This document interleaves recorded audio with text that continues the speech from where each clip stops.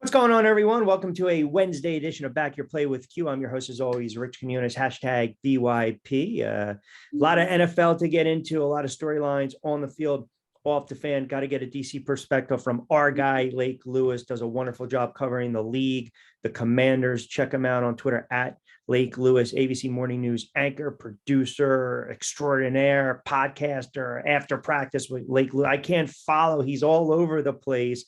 But we know one thing, his Commanders had that E next to their name, which means eliminated. And my Giants now have what you would say that the little C as in clinched. And it's been a long time. Happy New Year, brother. How are you? Happy New Year to you, my friend. And let me tell you, man. Yeah. Go ahead. Fire away. A couple of weeks ago, I was not expecting this to be the scenario. Washington just wet the bed. I mean, there's no other way to put it. And we've seen this story play out so many years at the end of the season where there's just a total, utter meltdown. And this is another episode of As the World Turns if you're a Commanders fan. Yeah, I don't get it. 3 straight losses. They've looked lifeless. Mm-hmm. And I want to start with the head coach for a moment, because I know you have a lot of respect for Ron Rivera, as do I. But I also think sometimes when you're doing this quarterback carousel and the shuffling, and to me, the other day was, all right, we're going to start Heineke. Nope, it's going to be now Howell. They went to Carson Wentz to, quote, provide a spark. Man, you got to call it the way you see it. Carson Wentz stinks. He's done. He's a shot fighter. His time as a starting quarterback in the NFL is done. So I think, and you tell me if I'm off base here, the expectation was reclamation project, right? Because that's what every head coach in the NFL thinks. McVay, I believe he thinks he can do it with Baker Mayfield, and maybe they can, knowing Matthew Stafford's older and been banged up. But Washington grossly misplayed the hand here, thinking that Carson Wentz had anything left in the tank. So when we start to look at Rivera and making these choices and decisions, I mean, where are you at right now with Ron Rivera and how the season has kind of spiraled out of control? And as you mentioned, the tie against the Giants, then losing 3 straight, including the big loss on Sunday night to the Giants a couple of weeks ago. You know, Q, the hard part about this is that you can't help but like Ron Rivera. I mean, he's a good man. He really is. Class act. And these guys really like him. You know, he's got that fatherly figure, type of approach. And a lot of these guys play hard for him. Obviously, you saw the viral video of, him talking to a guy like Jeremy Reeves, who's great stuff several times. I mean, it was heart-wrenching. And you could see, that they care for the guy. But with all that being said, this is a win business and it's a what have you done for me lately business. And Ron Rivera hasn't really done anything lately. If you go back to his coaching resume, I mean, you go back to his time at Carolina, he probably got fired way later than he should have. He probably should have been fired years before that. But because of him being just a good person and an old football guy, he sticks around. For Washington, I thought when they hired him, they hired a good person to bring some credibility to the outfit, because that's what at that particular moment in time, they needed credibility. They needed someone that had a resume. They needed someone that was well beloved around the league, and that's Ron Rivera. But I'll never forget, a friend of mine who covers them down there said, you're going to hate Ron Rivera, the coach. He literally said that to me. He said he's going to make you pull your hair. I don't have any hair to pull, but I can tell you some of the coaching decisions and some of the moves that he's made, they've really been head scratchers. I mean, if you just start in the trenches across the offensive line, Brandon Sheriff, you don't bring him back. He's a Hall of Fame player in the making. Trent Williams, Hall of Famer. You let him go. Eric Flowers is not on the roster. Eric Flowers is a Pro Bowl guard. And then you look at Morgan Moses. Morgan Moses made Pro Bowl finally, the first year ever in Baltimore. You can't let that kind of talent go when you're spending that kind of money into a Carson Wentz, a quarterback that has talent but has never put it all together. You needed that quarterback to have the best offensive line in front of him possible, and they didn't do that. So that's a mistake, number one. And then the other mistake is to pay Carson Wentz $32 million. I mean, he's not worth that kind of money. And I don't care if you think you're a smart coach and you know what you're doing. You have proven outside of Cam Newton, you haven't won games. No, and that's a fact. Without a franchise quarterback. No. Okay, Cam Newton wasn't just a franchise quarterback. He was an MVP of the league, took you to a Super Bowl, but outside of Cam Newton, they haven't done it. And I think that this is just a sign of bad coaching across the board. There are head scratcher decisions made. And when I look up and I see a guy like Kevin O'Connell, who I literally went to bat for and said when Ron Rivera was hired, remember, Kevin O'Connell was kind of like the interim quasi offensive coordinator because Jay Gruden was fired in season. Bill Callahan became the head coach, interim coach, and they moved up Kevin O'Connell from quarterback coach to offensive coordinator. And he had already been under Sean McVay. So what does Kevin do? He had this offense looking pretty good with, rest his soul. Dwayne Haskins was quarterbacking. They had Kelvin Harmon was looking good as a wide receiver. Steven, can't even think of Steven, what's his last name? He was their slot receiver. They had all these young guys playing well. They didn't retain Kevin O'Connell. Look at what he's doing in Minnesota. And then on top of that, if you look at their offensive coordinator in Minnesota, he was here as well.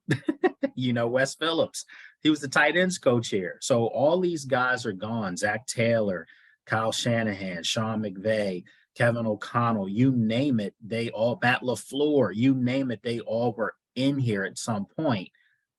Again, I know I'm getting long-winded here, Q, but the point is, it's been a lot of gaffes made across the board. Is that more of a upper management above the pay rate kind of decision as well, and just the really lack of what should be deemed appropriate culture within that organization? I think maybe some of That's that. fair. Yeah, that's fair. I think it's all of the above, and I think they gave all the power to Ron Rivera too. I mean, let's be honest. Marty Herney and Martin Mayhew, they have titles of GMs. There's 3 GMs, but everyone knows who the ultimate decision maker is. Sure. And that's Rivera.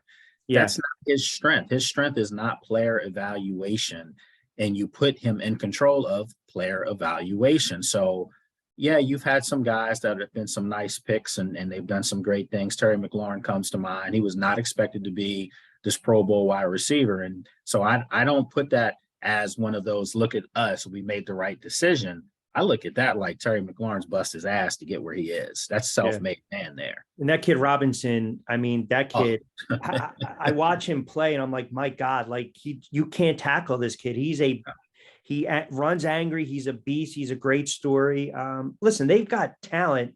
They do. But you can't win in the NFL if you don't have consistency at the most pivotal position, which is the quarterback position. So I'm wondering, though, were these kind of panic moves to flip-flopping? I mean, you can't listen, there's a difference doing out of necessity, right? Look what's going on in San Francisco. Lance goes down, got Jimmy to back up. We didn't get rid of him. Jimmy goes down. Now you turn to the kid that no one heard of, Purdy. That's out of necessity, right? Mm-hmm. This is more of like, let me just throw a dart and come on. I'm looking at this. Carson Wentz going to give you a spark. Mm-hmm. Mm-hmm. Yeah, I mean, well, this is the other thing too. If you look at Purdy and you look at what he's doing in San Francisco, that doesn't surprise me because Kyle Shanahan is a great talent. No doubt. So when he took that kid out of Iowa State, there were things that he felt like, hey, he can do this in my system. It wasn't because he was there. Let's see what we can get out of him. What we're hearing right here now, back here in DC, is that Sam Howell, who you drafted, the kid out of North Carolina that had better numbers than Purdy did at Iowa State. I mean, this guy at one point was considered a first-round draft pick at quarterback at North Carolina under Mac Brown. So here you go.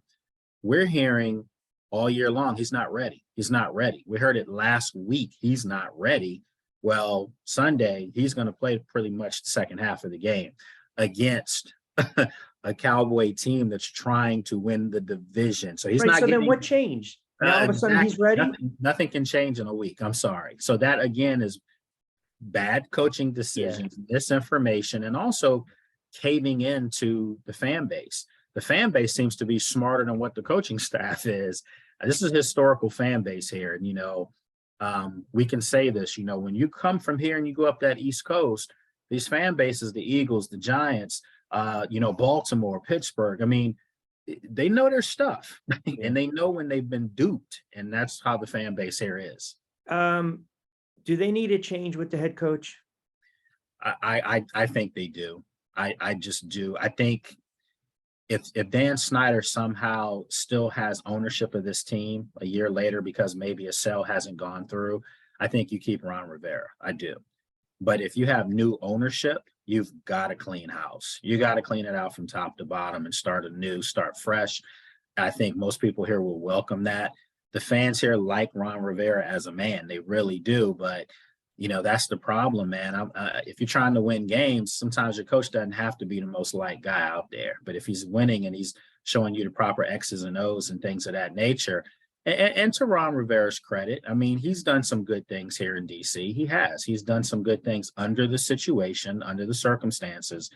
But there's too much talent on this team for them to just lay eggs against teams that they're supposed to win. You go back to this past week 17 and you look at what Detroit did. They hammered Chicago. You look at what Green Bay did at home. They hammered the Vikings.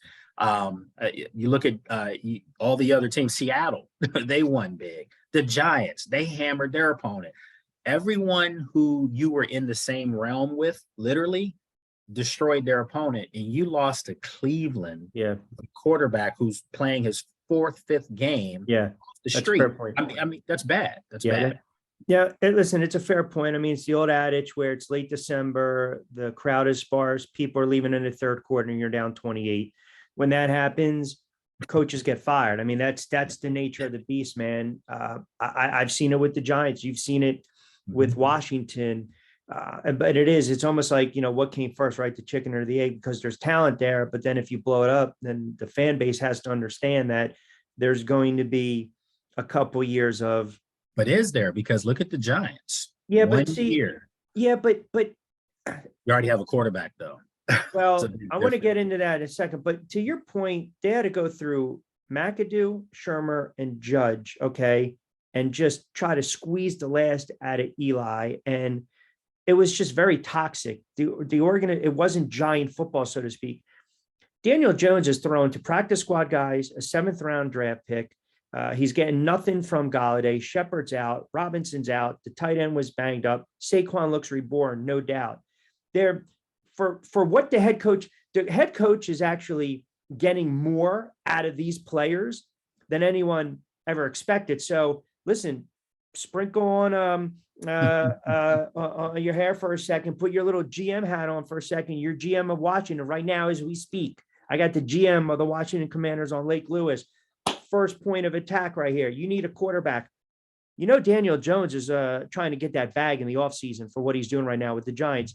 Is that you've said it a couple weeks ago. The quarterback's not on the roster right now with Washington. Would you look at a guy like Daniel Jones? I mean, if he were available and it was something I could pull off, absolutely. I think the Giants 100% agree. retain him. That would be foolish not to. The only guy that's going to be available that I think has a legitimate chance to be available that you just have to take a look at. I don't care if it's just here; it's every team in the league that needs a quarterback. That's Lamar Jackson. That's it. And look, I've said this before. $45 million to Lamar Jackson when you just paid $32 million to Carson Wentz, and now you don't even take a hit on your cap for next year. Oh, I'm going to pony up $13 million more for Lamar Jackson if I have to. I'm starting to think, though, that, and you know where I'm going with this, the league's kind of figured out Lamar Jackson. I don't think so. I don't. I think Baltimore hasn't figured out how to surround Lamar Jackson with adequate weapons because Mark Andrews is it. Your backs are both hurt always, and J.K. Dobbins. You look at what they're doing there. Listen, he's been out, 6-7 games now? Yeah, he's missed a boatload of games. That's another thing. His style of play, the injuries. He's played 12 games. And I don't want to throw him out there like that and say, well, could he come back? But you kind of proven a point now by saying, look, I'm not playing. I'm hurt, and look at what's happening. It's different. It just hits hard. Yeah, no, when I he's get not it. out I get it. Right down 95. I get all that. I mean, you asked me if I was a GM, that would be my pitch. You don't have to sell your house. Your mom doesn't have to leave the house. Yeah, It's I a got 15 you. minute drive. Yeah, yeah. No, listen, and I appreciate the transparency. In the beginning of the year, I would have said yes, Mhm. but I've watched how it's transpired now. And you talk, I don't know if we're seeing it. Look, we're seeing it right now with the Philadelphia Eagles and Jalen Hurts. Like, it's not sustainable. I'm sorry. This style of play, the scrambling, the running, the taking the hits. I got nervous last week with Daniel Jones, and he's already rushed for over 100, 700 yards, which is unheard of in a Giant uniform. It's just, But think about this, Q. Daniel Jones. You just said it yourself a few minutes ago. Who are his weapons on the outside? I get it. I understand. So these guys are running for their lives because literally they have no one to throw the ball to. If you look at Jalen Hurts, I mean, his injury wasn't just because he was running. I mean, No, it no, was no. an You're injury. right. Yeah. Mhm. But he's standing in the pocket, going deep, throwing over the middle. I think that what you're seeing with Jalen Hurts is exactly the way that these mobile quarterbacks should be used. If the play is there for you to make it with your legs, you make it as the last second resort. I mean, as the last resort, not the first option. And I think with Daniel Jones sometimes, and especially with Lamar Jackson, they don't have a choice, Yeah, man. they pull the ball down and they take. Okay, so Mhm. is Lamar 2019? Mhm. Is that the Lamar you're paying? Yeah, absolutely. And I think the 2019 Lamar, if he and you say, think about this, he walks into Washington, Yeah, you have Robinson and Gibson as your yeah, backs. You're going to get JD McKissick back, who's yeah. a big part of their offense before. And now on your outside, you're going to have McLaurin, a Pro Bowler, Curtis Samuels, Jahan Dotson. Those are more weapons. And then on top of that, you have a guy next year, it'll be a year more healthy in Logan Thomas. You have Cole Turner. You've got a really nice young tight end group that aren't utilized in Scott Turner's offense, to say the least. Well, guess what? Lamar Jackson throws to his tight end quite a bit because Mark Andrews is one of the top 3 in the league. Great player. So I think if you're Lamar Jackson, you might look at Washington and say, nice defense. Got these great weapons on the outside, and they just need somebody that can make plays. It's hard for me to think like the player, the quarterback, but he might be thinking, well, I'm going to go from the AFC North to the NFC East. Mm-hmm. So, look, man, I get what you're saying, and I think he's a very good quarterback. Mm-hmm. My concern is 11 games, 12 games, 13 games. It's just the talent's there, man. And I made a point after what transpired the other night. I don't care how much these guys get paid. I don't care. You want to throw that doesn't, whatever. Yeah. You got to be a fit for a team. The money's the results speak for how much you're going to pay. And $32 million for Carson Wentz is just ridiculous. It's absurd. For a backup quarterback, basically. Look what was going on with Indianapolis with Matt Ryan. Like, look what happened with the Raiders and Carr. So he's going to be a guy that's a name out there for sure. He is, but I'm curious. I thought they kind of did him a little dirty. Okay. I figured franchise quarterback, face of the franchise, community guy, does and says all the right things. But we're not going to play you the last 2 games. Okay, fine. But don't you think the season's lost? He still has an obligation to just kind of man up and be that good teammate and not. Yeah. I mean, just saying he's a distraction. Well, no. I mean, if you're going to play a young quarterback, then I want my veteran that's had some success in his ear to be right there for me when I'll come off the field. That's a bad look, and I don't like that. That's kind of some NBA type stuff there. It's taking my ball and going home. Yeah, absolutely, and I don't like that. I mean, I know it's 2 games left, but you're still getting paid. You're still, they're not going to pay him for those 2 games. Of course they are. So, listen, man, if we could check out of work and stay home and still collect checks, everybody would want to do it. Come on, man. Yeah. You think Green Bay's got a run in them in the NFC? No. You think it's a lot of smoke and mirrors? I mean, their defense is playing lights out football really well. But when you get in the playoffs, man, you one thing we know about Green Bay, it's not the defensive side of the ball, it's the offensive side of the ball. And when they play physical football teams, which, by the way, they haven't been going through the last couple of weeks on their win streak. Yeah. When they've played physical football teams, they've struggled. I saw it here a couple of weeks back. They just don't play well. And we have visions of San Francisco mugging them like in an alley, like 2-3 years, in a row. So until Green Bay shows me that they can carry that kind of physical play into the postseason, I have nothing for them. Yeah, we'll talk more about the playoffs next week. But again, a couple minutes, Lake Lewis, BYP, back your play. Rich Quinones here. I want to get into what transpired Monday night with DeMar Hamlin and Buffalo and Cincinnati, because I have a lot of opinions and thoughts on everything. And for everyone that's kind of watched over the last several days, I don't want to kind of regurgitate. My thing is, first and foremost, the concern is of the kids' well-being. I mean, it's just paramount.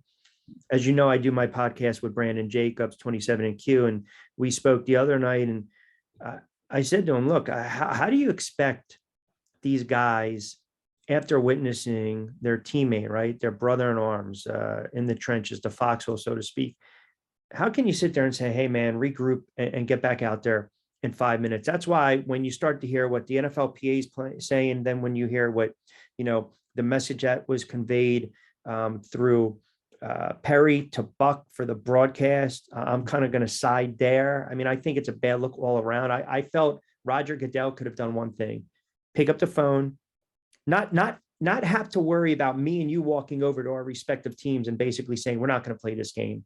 Yeah. So I want to get your thoughts on that first. And then, watching what transpired, you've covered the NFL for a long, long time. I remember when Dennis Byrd got injured for the Jets. It was that 92 game against Kansas City. It was an NBC broadcast. I was watching with my father. And at that time, they kept replaying it, and you saw the head back and you knew it was not good. But watching what occurred the other night, I've never seen it in my life. And, that's a scary thing as a fan, right? Yeah. Yeah. And that's different too. Like with Dennis Byrd, I mean, or even, Ryan Shazer, you think of these guys and you instantly, just because we've been covering the sport for a long time, you instantly think spinal injury. You just do neck injury. Correct.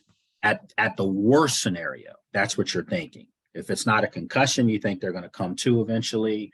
Obviously, they're done for the day, maybe even a couple of weeks.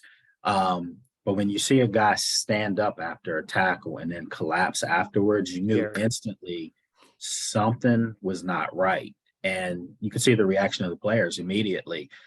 My issue was there should have never even been a thought of, does this game continue? Agreed. Because not just the players on the field were affected by this, fans in the stands were affected by this. Fans who were watching the game on television were affected. If you had a young kid at the game, that's not something you're expecting to have to explain to your child what's going on.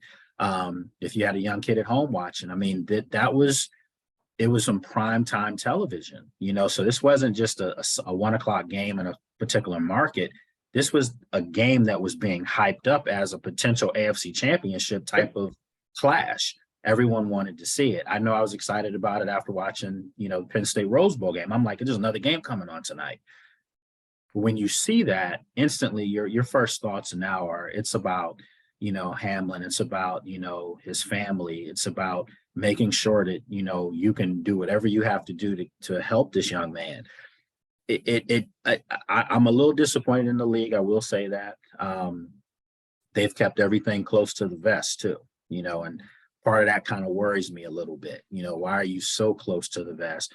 And Troy Vincent tried to jump out in front of the stuff and say that they never once discussed guys regrouping and playing 5 minutes later. I don't think the network is going to just be told something and then No, they just, they're yeah, we work in television. We know no, this, of course, and you can hear they're not, no one's making that up. no, and if they Absolutely. do, and not Joe Buck, Oh, who's been doing it for 30 something. You know what I'm saying? Like this of is, course. Yeah. and that's what I thought that that was a bad look for the NFL because it's kind of agree. a spin job a little bit, I, frankly. what you mentioned, you were disappointed in the fact that maybe it took so long to pull the trigger and make the decision, or the fact that the coaches and the players basically forced their hand a little bit, because by all accounts they wanted the game to resume. Yeah. Yeah. It came across to me like the true leadership that was shown. First and foremost, the first responders, you have to give them all the credit in the world. Hopefully we're all praying that they saved this young man's life. So they did their thing. And then I think you have to give ultimate credit, as far as from the game situation to Sean McDermott and Zach Taylor. I mean, they really stepped up as coaches, as men. And, they pretty much decided, you could tell amongst themselves, they knew this isn't good for our players right now. This is not good for anybody involved to witness that. And then you have to turn right back around and get back on the same setting, the same field that this stuff is happening. Your mental state isn't there at that point. And, so the league now to say that they have no plans on this game being resumed this week, that's surprising to me. I'll be honest with you. It's very surprising, under the circumstances. I think it's the right decision. It's just that we don't know how going forward, how do you fit the game in and things like that. Logistically. Yeah, but it's still, 48 hours after everything happened, it's too raw. It's too fresh for people to worry about the nature of the game at this point. So it's tough. Yeah, and you can't kind of throw out the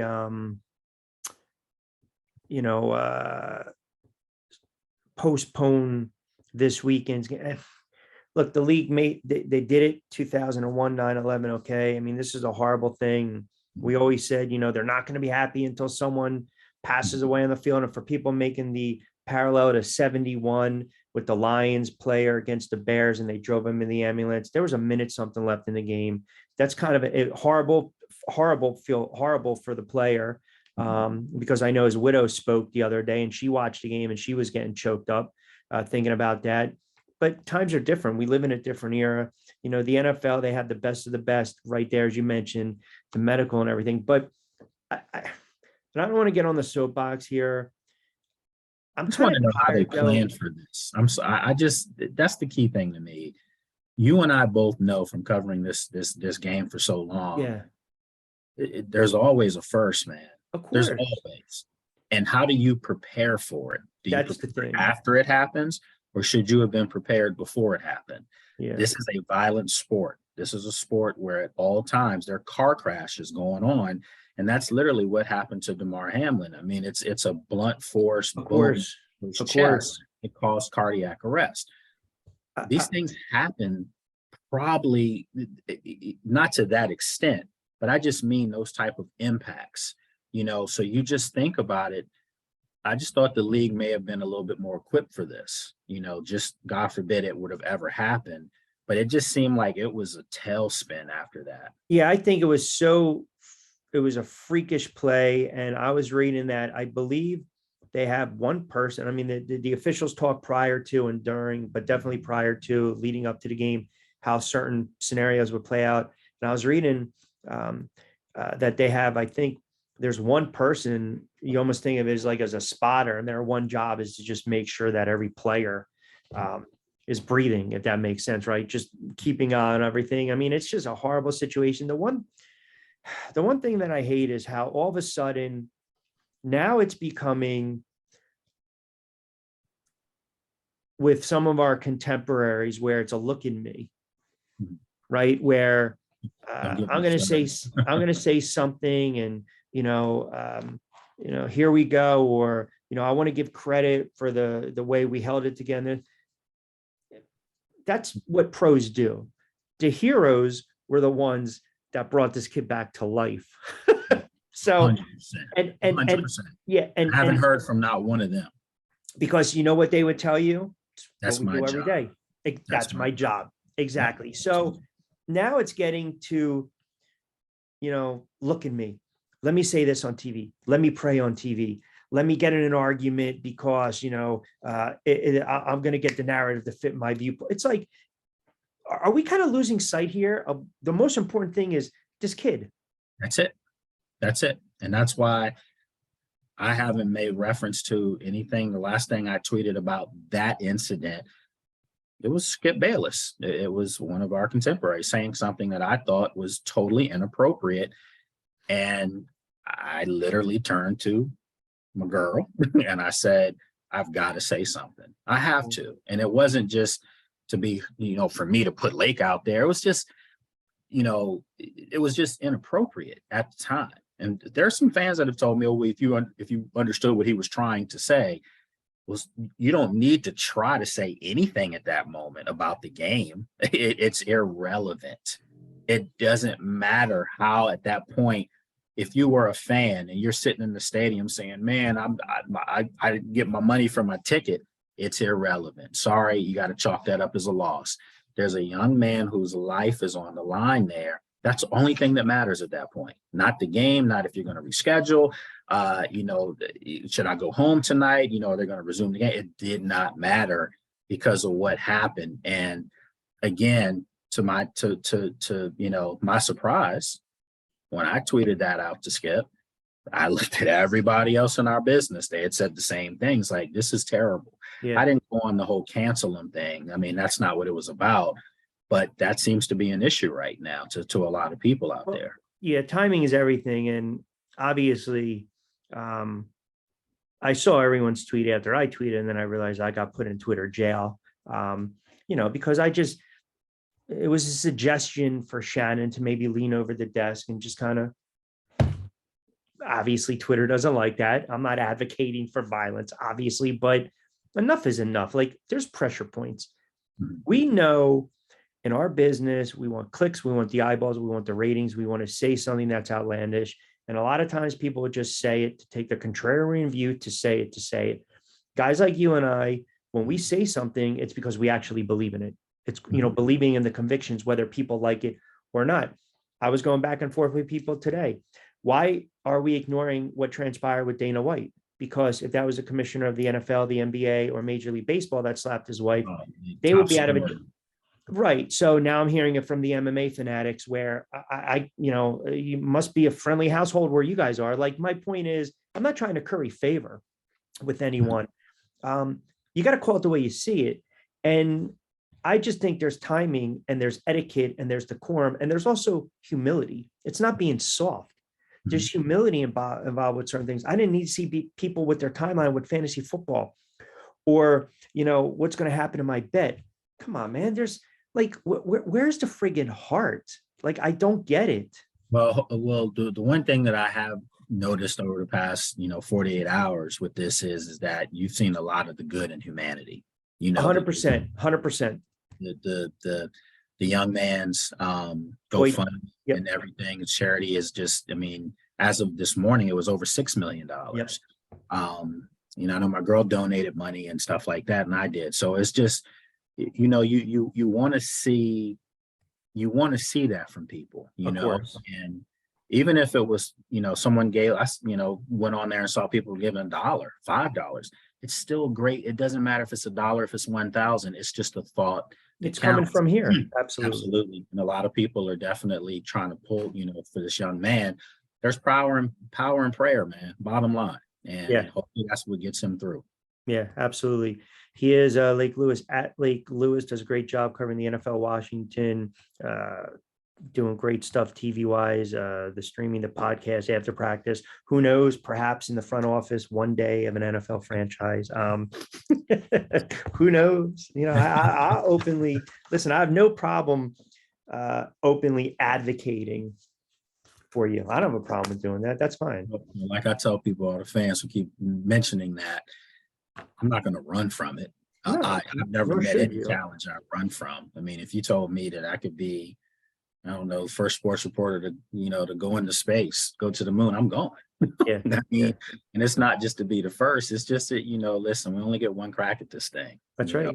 And I want to know that when I'm done with it, I've exhausted every possible means that I possibly could have. And the goal is to get better every day. And I encourage people, if you think that's a cliche, it's not. You have to reinvent yourself all the time, man, and you have to get better, improve yourself. And I'm not going to say that, obviously I've never been a GM of any team, but I think I've covered stuff long enough to know, listen, come on, Q, tell me, can it get any worse here? Well, yeah, but that's what happens, right? When you come in and half the driveway is covered with snow, you got to look at the glass half full. When you come in and you finish it off, you're looking like a hero, right? I mean, to your point, I think you've got the acumen to do it because I think you're very even keeled. Me, I fire first and then I look. We know that about me, right? Well, make no mistake, if I'm in there, it's cleared. I mean, the whole thing is cleared out for sure. But the difference is, love you to death, man, and all our friends, but some of our friends would not be equipped for this, No. And that's the problem. That hence lies the problem when you're hiring people that probably should not have been in the building. Fair point. These are the results you get. and listen, to your point, you're right. I mean, if someone turned around and said, you want to be the GM of the Giants, I would be like, oh my God, absolutely. But you're going to make sure you surround yourself with people way smarter. Of course. I'm not making decisions. Are you kidding me? That's the point. Exactly. Yeah. Exactly. I don't want to be the guy that says, look at me, I did all this. No, man. And you got to have the right team in play. But to your point, that's one of the issues that the NFL, we've seen it over the years. And that's when you become the fumbling franchises. It's like any job, any business. If there's no structure, if there's not a good manager, if there's not a good assistant manager, if you don't have good workers who want to come in and clock in and clock out, right? If you're motivating them by out of respect as opposed to by fear, you have to know what buttons, right, to kind of push, and you've got your pulse on that team. And like I said, I will openly push and advocate. Listen, I just got to remind you, it's Quinones. It's 2 N's in the last name, as you know. So I'm just saying. Of course, man. Of course. I'll never forget it. Like I said, we have same birthdays too, man. You know what I mean? So yeah, bro. It's so brother from another mother.